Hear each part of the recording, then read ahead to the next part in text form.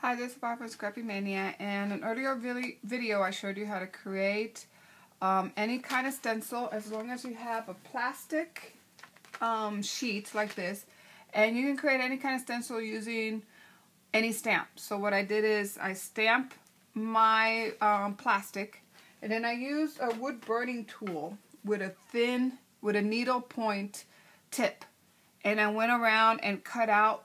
As you can see, the stamp image is still there, and I went around and cut out all the individual bricks.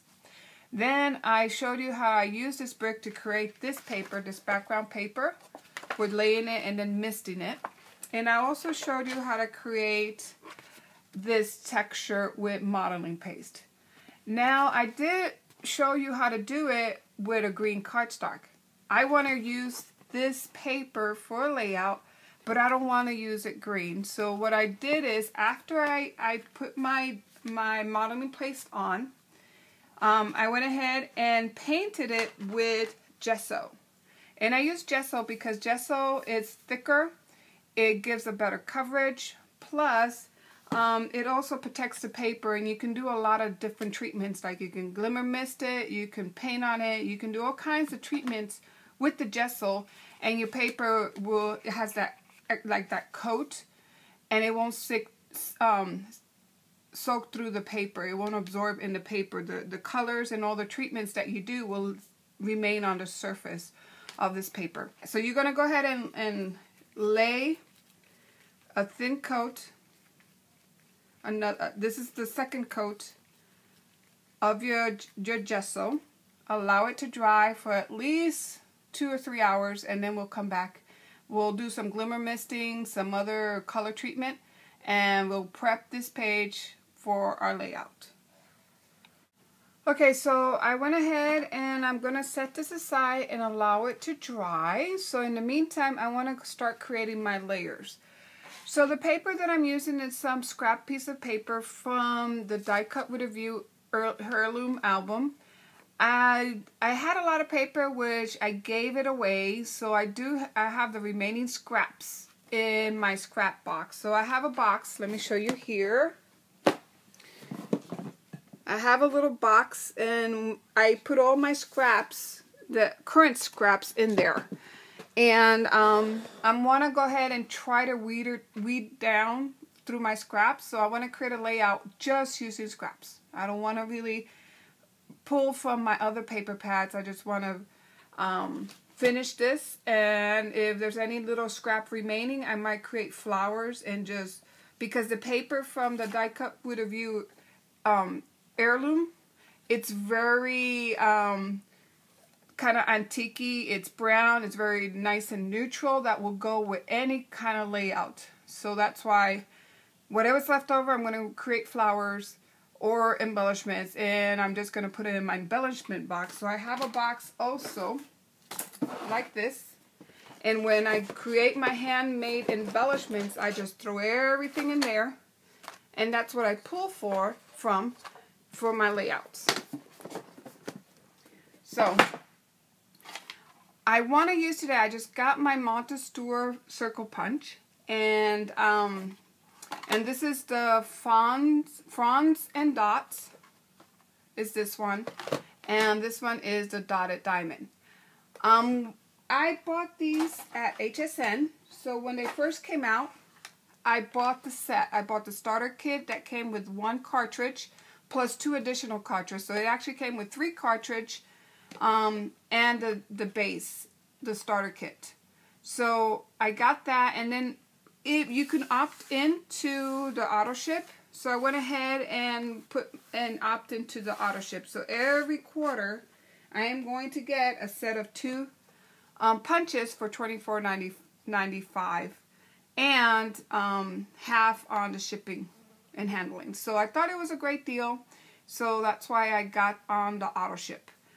So I used the Fronds and Dots to create this little doily. Now this started as a 6x6 little square, and it created a doily.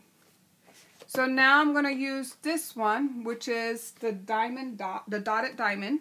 I'm going to be using that one with another piece of paper. Now this one is a 10x10. This paper, it's not from the Die Cut Wood Review heirloom paper stack, but it was this is a scrap piece of paper that I had around, so I'm going to make it work with my paper pad. And as you can see, it really works pretty nicely. The colors will go fine with my papers. So it's 10 by 10. The first thing you need to do, because I already messed one up, the reason why I had to do a 6 by 6, because originally I want this one to be 10 by 10 and then cut it down, is because I really messed up on the punch. What happened is I left it at the 12, so my paper was actually a 10, and I did not move this to 10, to the corresponding 10. And then I did move it, and then I tried punching again. Well, I did not move this to 10 either. So you have to move everything to 10. So this needs to be at 10. This needs to be at 10. So it needs to be at the size of the paper. So if you have 10 by 10, this needs to match the side of your paper. So you move everything to correspond to the size of the paper. Then you're going to take your punch, and it comes with a little plate. So you're going to pull that plate out, and you're going to put that plate in here, so the smooth surface up. It doesn't fit. Even if you try to put this if you try to put it in, it's not going to work. It doesn't work. You have to put the smooth surface down, like you see there.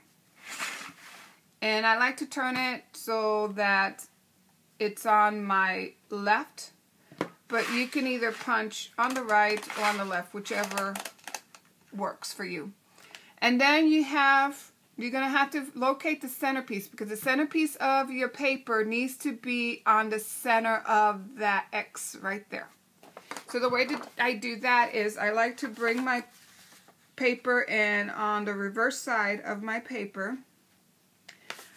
I kind of fold it in half and then just pinch, lightly pinch on the bottom of the paper, then turn it 90 degrees and then do the same thing, lightly pinch. That will give me my X. I usually like, because I'm a very visual person, and without glasses sometimes I cannot see. So I kind of make my X with my pencil. Since it's on the reverse side, you're not even going to see it. Then once I do that, either you can, it doesn't matter if you punch it right side up or right side down, doesn't matter.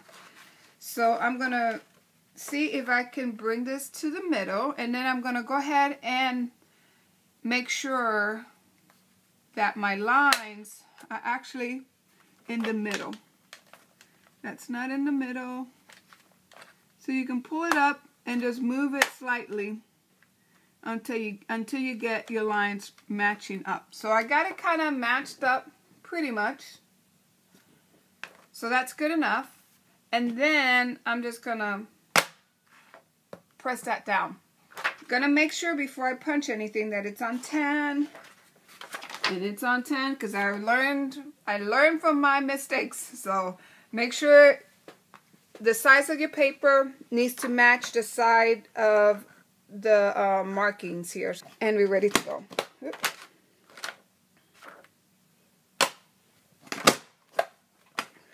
And then now it's good. So you're going to turn it. You can either turn it this way or that way, whichever you prefer. I like to turn it towards me. And you keep punching down. And you have to punch down like straight down. Sometimes if you wiggle, it doesn't really, it has a little harder time punching. But just punch straight down and you should be fine.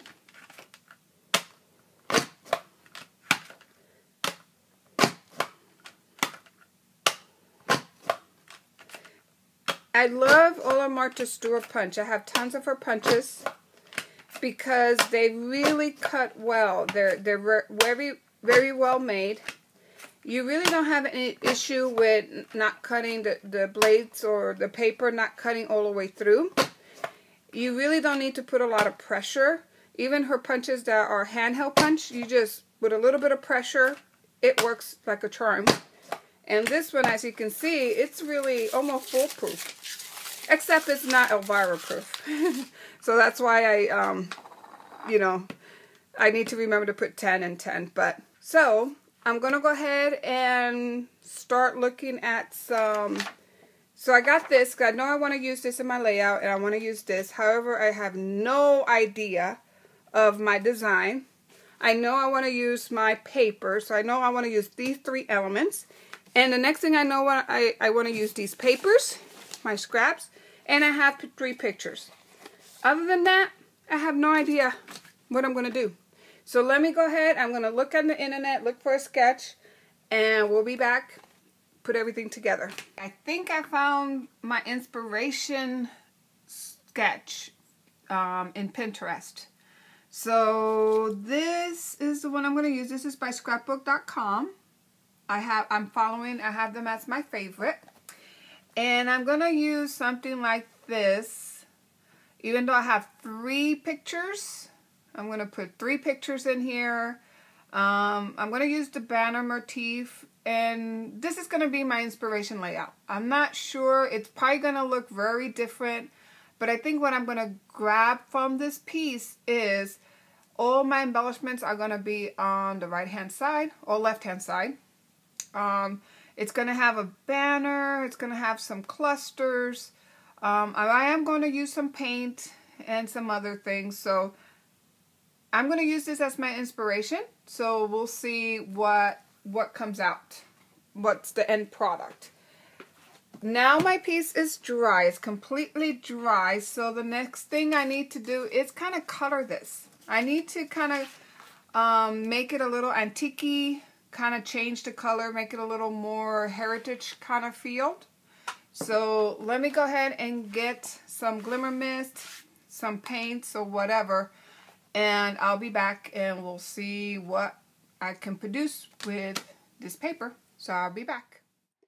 So I put it in my box, and I'm just going to use my air gun instead of using the sprayers on my glimmer mist, and the reason why I want to use the air gun is because I want a finer mist. And then I make sure that I clean between colors, and I usually have a squirt bottle and an extra water bottle where I can rinse my air gun.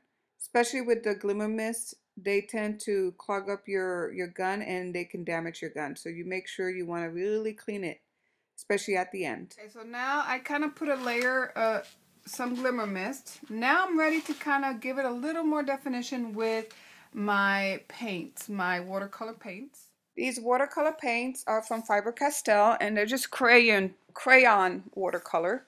And I'm just kind of layering the different colors. First I use a brown, especially on the brick, and I'm kind of diluting it a little bit with water. Then I'm using some red, and at the end you'll see that I use some black to kind of give it a little more definition. And then you got to make sure that you really blend the colors into your paper. And by using gesso prior to the color treatment, it really works well. Okay, now I'm taking some vintage photo. Let me make sure, yep, vintage photo. Using a sponge, I'm just going to go over my paper, just giving it a little more like old weather look. And as you can see, again, I really like the gesso treatment because the ink is just gliding on the paper and it really blending very well with everything. And then here at the end, I'm using some gold. So I mixed some gold color acrylic paint with some water and a little bit of iridescent medium. And that's what I'm using to put on the brick. And as you can see, it's kind of giving it that little gold look. And if you looked, a lot of the products nowadays has gold in it. And I wanted to kind of use that for this treatment. Okay, the next thing I like is this banner. So I need to figure out how to create that banner. I like it with the twine, and I like that it has multiple banners, and it has some that are raised and some that are not raised. So I want to reproduce that same thing. I got this Fisker triangle, that I'm using, and I cut a bunch of embellishments. I mean, a bunch of triangles with the different kind of paper scraps that I have. Now, in the photograph, you can see that it's actually embossed. My punch does not emboss, so instead of embossing, what I'm going to do is I'm going to use my marker, and I'm going to create stitch line or even lines on my banners. Then I'm going to take a piece of cardstock, and I'm going to measure it on my paper, and I'm going to make like a curve on the paper, and then I'm going to start laying down my banners on that curve. And then I'm going to use some pop dots. So I'm going to place one layer, and then after I'm done with that layer, then I'm going to place another layer with pop dots on top of the first layer.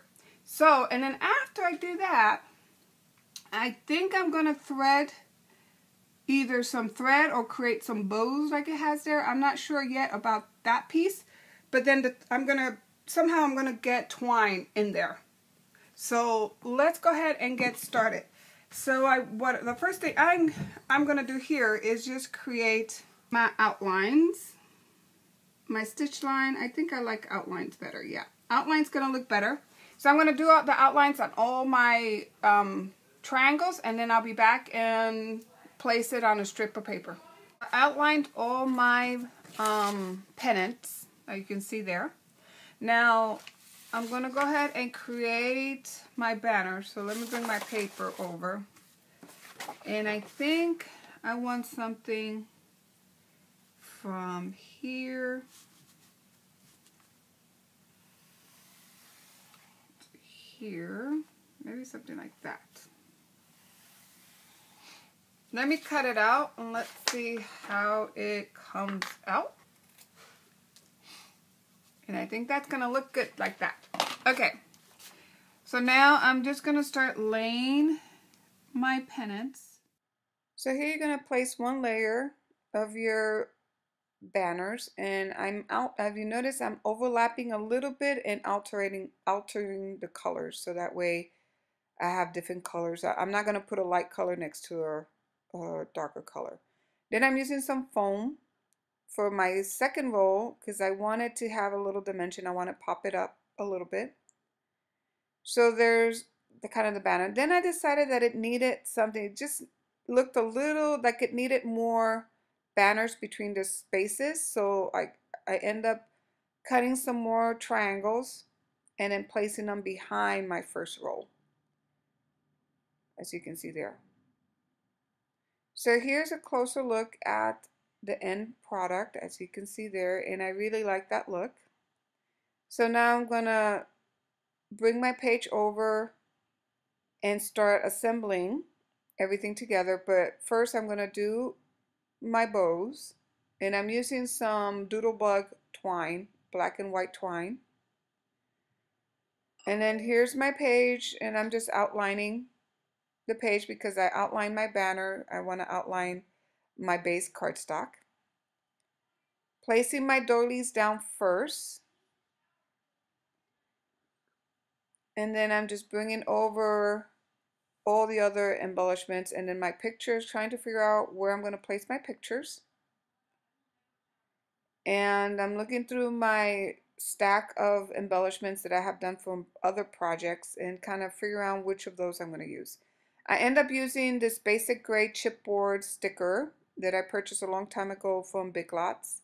And then in a moment you'll see that I need something for the right hand side. So I end up taking a strip of an old paper from the Heritage album. And then I'm just using my notebook punch from EK Success to create the strip. And I'm distressing the edges of that punch. So now I need to color my chipboard, my raw chipboard. So I decided to just use some of my gold glimmer mist that I created, which is basically just gold acrylic paint watered down with water and a little bit of iridescent medium. And I'm just drying it. Then I wanted to create that chunky glitter that's it's everywhere now and a lot of the embellishments. So the best way that I find doing this is by using dollar glitter nail polish, and that really gives it a nice little sparkle, and I don't have to worry about using glue or anything. It really works well for my embellishments. As long as these embellishments not close to the pictures, they're okay, because as you know, nail polish is not acid free. So I was planning to use that camera, but I end up not using it. So now I'm ready to make a commitment, and I'm just gluing everything down. And then I'm putting that strip that I created with my punch. And then I have this lace laying around, so I decided to use it on this layout. Just to use up my scraps and also the embellishments. So I'm placing it with hot glue. Now, when you're using a lot of like glimmer mist, your paper tends to get a little bulky, so you want to use hot glue to glue it down to your page. Here, the banner, I changed the sketch a little bit because the banner was not fitting on the upper right-hand side, so I ended up putting on the left, and which worked out well. And then I'm going to put some embellishments, so I'm going to follow the rule of 3. So if I put some clusters on the right, on the lower right, I'm going to also put some embellishment, and then on the lower left to create that visual triangle.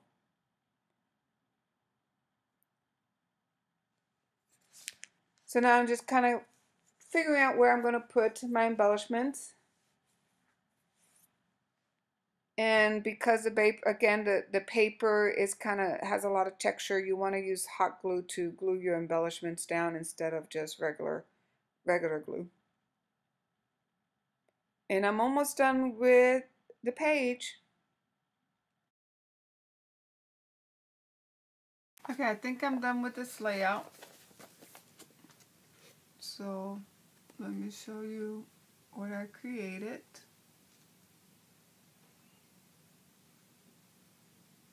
So this is the inspiration. So I mainly took the banner, and there's my interpretation of that banner.